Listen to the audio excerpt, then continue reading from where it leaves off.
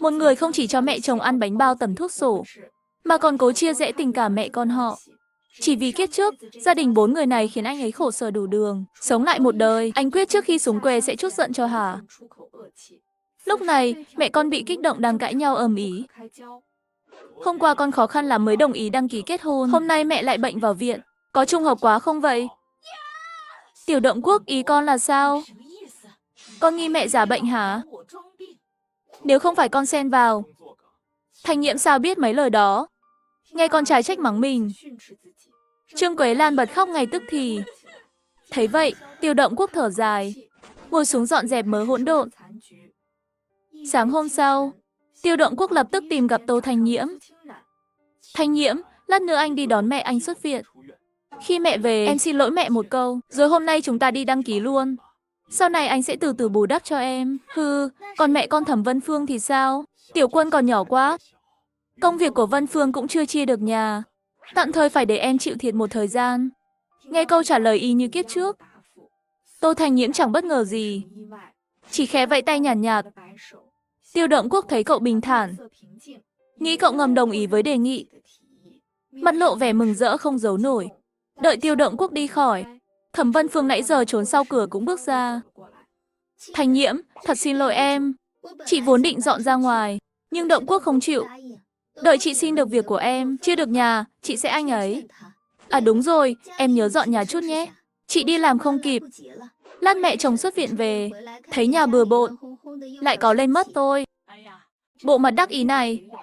Tô Thành Nhiễm thẳng tay tát một cái. Em làm gì vậy? Đồ rác tôi không cần, chị cứ nhận lấy. Phúc này chị từ từ mà hưởng. Giờ chuyện công việc chưa giải quyết xong, Thẩm Vân Phương đành tiếp tục nhịn. Người vừa đi. Tô Thành Nhiễm lập tức bắt tay thu dọn đồ đạc. Anh sắp xếp gọn gói đồ, nhờ Nam Hưng canh ở sân, rồi quay vào nhà, thu hết đồ đạc trong phòng vào không gian. Trong sân, Tô Lan Thanh nhìn Tiểu Quân chơi cóc bên cạnh. Đột nhiên nảy ra ý hay. Tiểu Quân, cô và chú sắp đi xa. Nhưng cháu đừng mừng vội. Chúng ta sẽ quay lại. Cô biết cháu muốn nhận Tiêu Động Quốc làm bố, nhưng cô không cho cháu gọi thế. Lỡ anh ấy đồng ý, mẹ cháu sẽ cưới anh ấy, thì cô và chú mãi không về được. Cháu hiểu rồi. Cô yên tâm đi. Dọn đồ xong, Tô Thành Nhiễm và Nam Hưng đến đầu làng cặp nhà họ Cố. Lúc này, cô Trường cũng bước tới. Đồng chí Tiểu Tô, cậu định đi đâu vậy? Cô Trương, tôi đưa cháu trai rời khỏi đây. Cô giữ sức khỏe nhé. Dù Tô Thành Nhiễm không nói lý do rời đi, nhưng cô Trương chính trực đã tự tưởng tượng ra cả câu chuyện. Nhà họ Tiêu này lấy danh nghĩa báo ơn, lừa cô gái nhà người ta tới, rồi cả nhà bắt nạt cậu ấy một mình. Thật chẳng ra gì. Hôm nay tôi phải ở đại viện, tuyên truyền cho nhà họ Tiêu một trận ra trò. Hai người giữ sức khỏe nhé. Nhớ có khó khăn thì tìm đội trưởng lớn. Yên tâm, tôi đến nơi sẽ viết thư cho cô. Cô mau đi báo danh ở nhà máy đi, gửi lời tôi chào chú Mã nhé. Bước vào ga xe, Tô Thành Nhiễm cảm thấy lòng nhẹ nhõm lạ. Anh cuối cùng cũng rời khỏi đây. Những người thân anh nhớ bao năm, rốt cuộc cũng sắp gặp lại.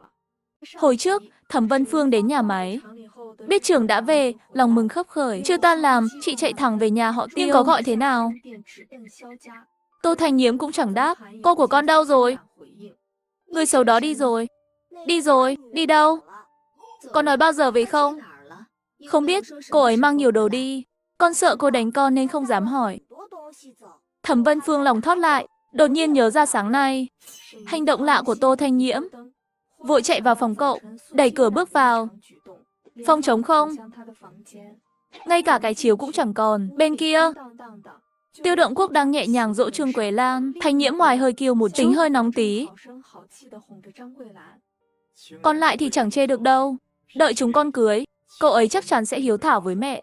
Để cậu ấy vào nhà cũng được, nhưng mẹ nói trước, sau này lương hai đứa phải cho mẹ giữ. Mấy thứ cậu ấy đòi trước đây, phải bắt cậu ấy trả lại. Con thằng cháu trai phải đi ngay. Nhà mình không nuôi con người khác miễn phí. Tiêu Động Quốc thấy mẹ cuối cùng cũng xuôi, vội gật đầu đồng ý. Nhưng vừa ra cửa, lại thấy đám đông tụ tập ngoài nhà, chỉ trỏ vào sân xì xào. Hai người chen qua đám đông. Thấy Thẩm Vân Phương đứng trong sân, đang bồn chồn lo lắng. Vân Phương, có chuyện gì vậy? Động Quốc, anh về rồi. Hôm nay trưởng về. Em định đưa Thanh Nhiễm đi gặp ông ấy. Ai ngờ về nhà thì người biến mất, đồ đạc cũng mang đi hết. Hai người vội chạy vào nhà xem. Bước vào, thấy phòng khách vốn đầy ắp đồ, giờ trống rỗng. Ôi, đồ nhà đâu rồi? Ôi trời, đồ trong nhà đâu mất rồi? Nhà mình bị trộm viếng sao nổi, người đi rồi sao đồ đạc cũng bị dọn sạch thế? Chỉ trong một buổi sáng, cô Trương đã lan truyền mấy chuyện lặt vặt của nhà họ Tiêu, rõ ràng từng chi tiết. Con bảo là đồ nhà các người, đó là đồ đồng chí Tiểu Tô mang đến mà. Đi thì mang theo, chẳng lẽ không đúng? Bắt nạt người ta chạy mất luôn, mà còn đứng đây tiếc đồ của người ta.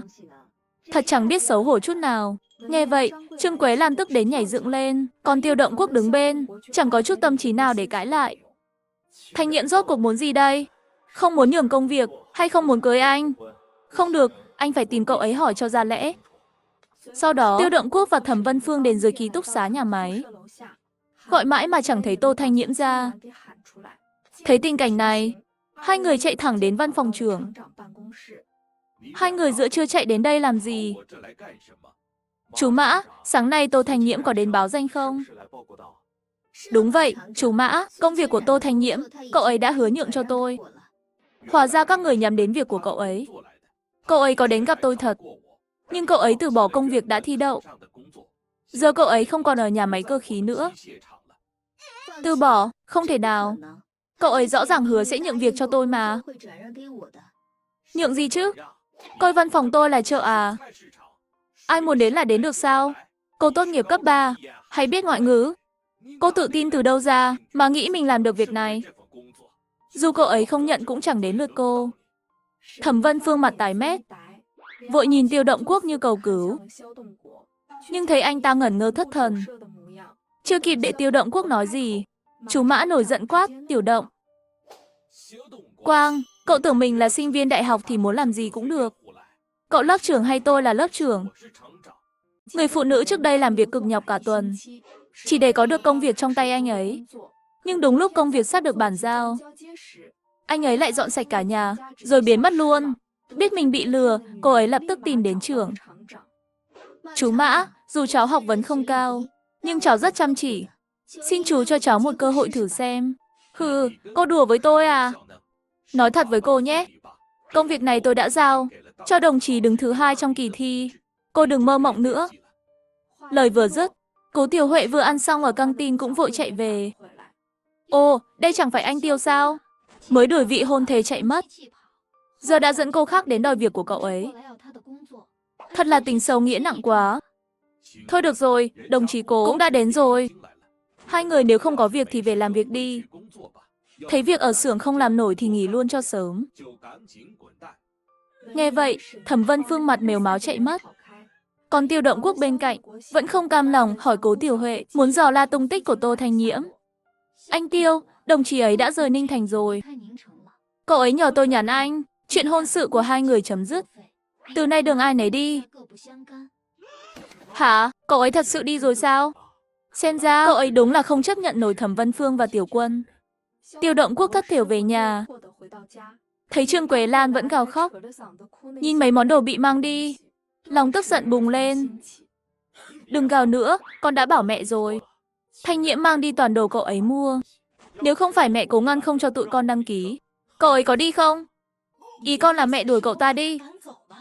Chân không mọc trên người mẹ, liên quan gì đến mẹ?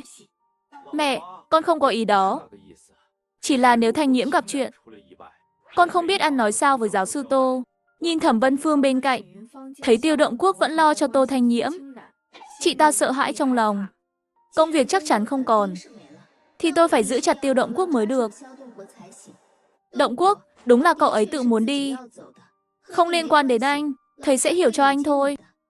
Vân Phương, tạm không nói chuyện này. Anh có chuyện muốn hỏi chị.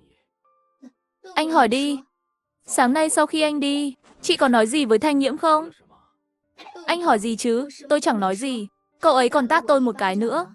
Nếu chị không nói gì, Sao cô ấy lại tát chị? Thẩm Vân Phương chưa kịp giải thích, Tiểu Quân bên cạnh đã lên tiếng. Bố, người xấu đó đi rồi. May quá, cô ấy không muốn cưới bố. Mà mẹ con thì sẵn lòng cưới bố. Sau này chúng ta là một nhà. Con gọi gì cơ? Bố, con muốn gọi bố lâu rồi. Mẹ con tốt hơn người xấu đó nhiều. Bố nên cưới mẹ con mới đúng. Động Quốc, mấy lời này không phải ý tôi. Anh đừng nghĩ nhiều. Tiêu Động Quốc nhìn đám người ngoài cửa chỉ trỏ. Tức giận kéo Tiểu Quân lại, đánh vào mông cậu bé vài cái. Mấy lời này con có nói với cô của con không? Có phải con làm cô ấy tức chạy đi? Con không có, mẹ con thua gì cô ta? Con không cho cô ta về. Thẩm Vân Phương thấy Tiêu Động Quốc giận dữ, liền không giữ nổi bình tĩnh. Động Quốc, anh chút giận lên đứa trẻ làm gì? Tôi đối tốt với mẹ con chị thế, mà các người báo đáp tôi vậy sao? Thẩm Vân Phương, tôi chỉ coi chị như chị em. Cả đời này không thể cưới chị. Tôi sẽ tìm Tô Thanh Nhiễm về. Đến lúc đó chúng ta nói rõ mặt đối mặt. Nói xong, Tiêu Động Quốc bước đi nhanh chóng, để lại Trương Quế Lan và Thẩm Vân Phương đứng đó, tức đến nghiến răng.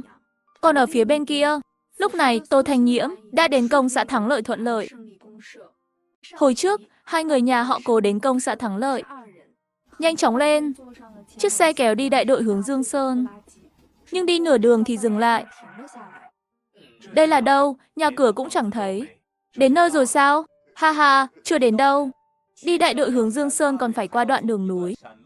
Xe kéo không qua được. Các bạn đợi ở đây. Người đón sắp đến ngay. Không được, anh không thể bỏ chúng tôi giữa đường thế này. Ai bảo các bạn được phân đến đây đâu. Tôi mệt cả ngày rồi. Mau lấy hành lý xuống xe đi. Tô Thanh Nhiễm được nhà họ Cố dặn trước, đã chuẩn bị tâm lý từ trước, liền dẫn Tô Nam Hưng xuống xe trước. Thấy vậy, hai anh trí thức khác cũng làm theo.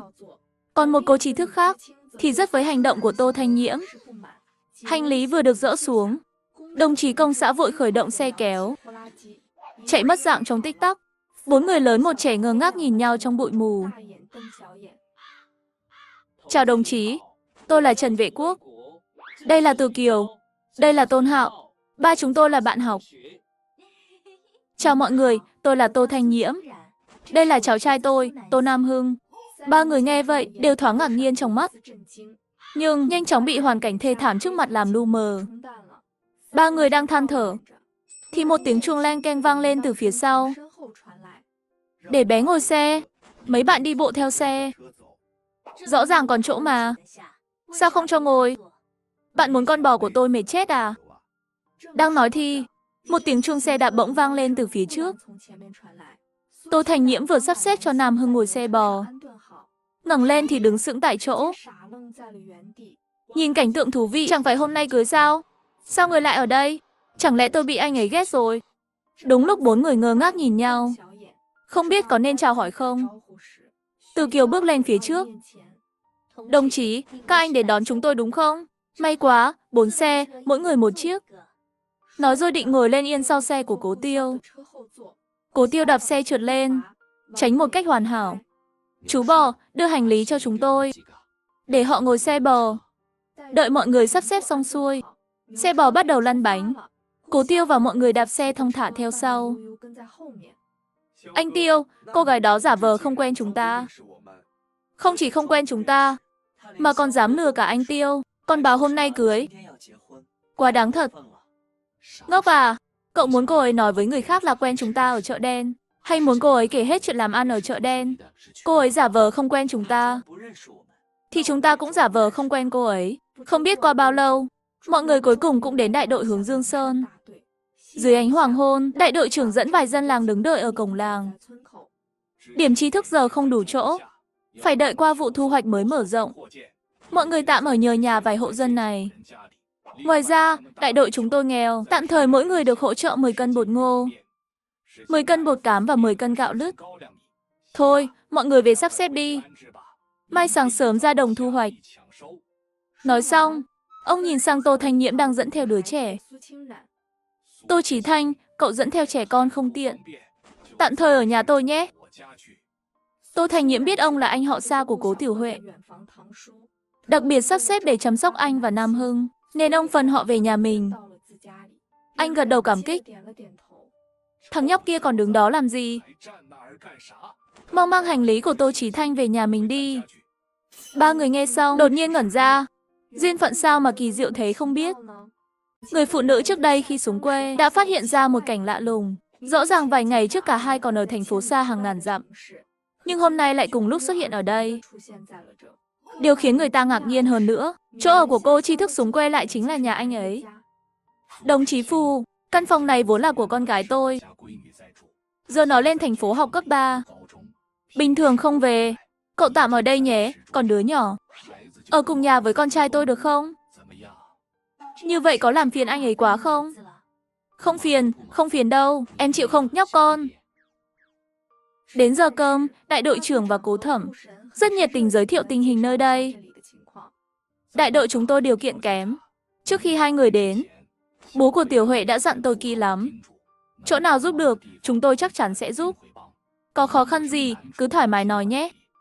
Đại đội trưởng cố thẩm, cho chúng tôi ở tạm đã là giúp lớn lắm rồi. Tôi nghe nói điểm tri thức sau này sẽ mở rộng. Đến lúc đó tôi muốn tự xây 2 căn phòng. Được không ạ? Tiền xây tôi tự lo. Tôi hiểu mà, đứa nhỏ này còn bé quá. Ở chung giường lớn với các tri thức khác đúng là bất tiện. Xong vụ thu hoạch mùa thu, tôi sẽ bảo cố Tiểu dẫn cậu qua xem cách xây thế nào. Vậy thì cảm ơn chú quá ạ. Ăn tối xong, Tô Thành Nhiễm về phòng. Lấy từ không gian ra 2 bao thuốc lá và 2 chai rượu trắng lâu năm. Chuẩn bị mang tặng đại đội trưởng. Anh vừa bước đến cửa, thì bỗng nghe tiếng cố thẩm vang lên từ bên trong. Thằng nhóc này, chân bông ta bảo con đập đâu rồi? Con tưởng không đập là ta hết cách sao? Thu hoạch xong thì đi xem mắt cho ta, ôi. Tô Thành Nhiễm định quay về, nhưng chân lỡ bước hụt, loạng choạng vài bước. Đồng chí Tô, là cậu à? Có việc gì thì vào nói đi. Thấy vậy, Tô Thành Nhiễm đành miễn cưỡng bước vào.